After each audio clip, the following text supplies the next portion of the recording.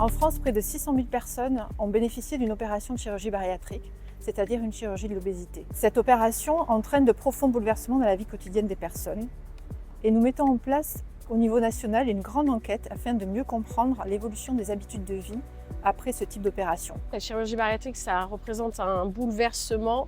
Il y a beaucoup de changements d'habitude, de changements dans le quotidien des patients et on s'est aperçu qu'il y avait une augmentation du risque d'installation de nouvelles addictions et notamment des nouvelles habitudes qui se mettaient en place dans la consommation de l'alcool. Donc là, l'objectif, c'est d'essayer d'un peu mieux comprendre comment ça se passe pour aider les patients, les prendre en charge, mieux les informer et prévenir les éventuels risques. Mon rôle dans ce projet, c'est de mener des entretiens avec des personnes concernées, donc qui ont été opérées d'une chirurgie bariatrique depuis au moins 1 an et qui consomment ou ont consommé de l'alcool.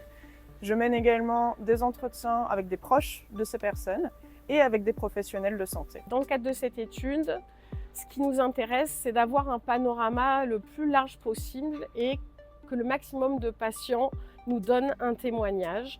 Que vous ayez une consommation d'alcool très anecdotique, un verre dans des situations exceptionnelles, ou que vous ayez des habitudes de consommation un peu plus fréquentes, ça nous aidera à avoir une image de ce qui se passe après une chirurgie bariatrique et quels sont les enjeux pour mieux prendre en charge les patients.